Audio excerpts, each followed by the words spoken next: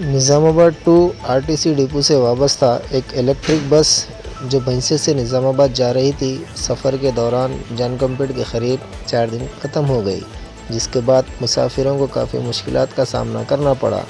मुसाफिरों ने महकमा आरटीसी और तेलंगाना हुकूमत को तनक़ीद का निशाना बनाते हुए कहा कि इस मसले को संजीदा लें ताकि आइंदा आने वाले दिनों में इस तरह के मसाइल दरपेश ना हो और मुसाफिरों को किसी तरह की तकलीफ़ और परेशानी से गुजरना ना पड़े।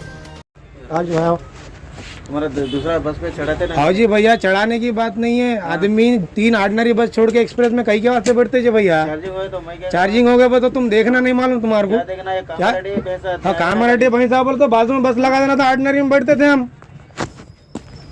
तुम बस में चार्जिंग नहीं है तो बस लेके निकल गए तो पब्लिक को 3 आदमी, आप 10 पैसेंजर को नहीं बिठाए तुम स्टेशन पे जाने वाले आदमियों को। क्या पागल समझ रहे सब लोगों को, पैसेंजरों को? बस नंबर डाल के अभी व्हाट्सएप पे डाल दो ना भैया। बस नंबर TS162310 है भाई। ये बस में चार्जिंग होगी बोल के लोगों को परेशान कर रहे। देखो 20-25 लोग पैसेंजर को ऑलरेडी जो ट्रेन जाने वाली है उनको नहीं बिठाए।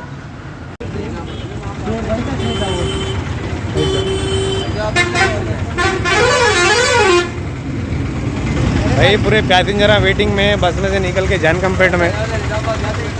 ये चार्जिंग बस फेल होगी। देखो भाई 60 किलोमीटर चलने की कैपेसिटी नहीं है। रेवंत अन्ना लोगों को, पब्लिक को पागल बना रहे। देखो बत्ती पिछन మరి మీరు అందరు ప్యాసింజర్ ఏం పాగల్ అనిపిస్తున్నాయేమో?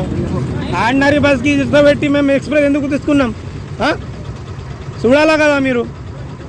డిపార్ట్మెంట్లో అట్లా పని చేస్తే ఆర్డినరీలో రావచ్చు కదా మనకు। ఇక్కడ వెయిటింగ్ చేసేది ఏం అవసరం మనకు? अम्मा देख लेना ना भैंसे में, तुम रोक देना था भैंसे से गाड़ी नहीं निकालना था। गाड़ी नहीं निकालना था। कई के वास्ते बैठता आदमी?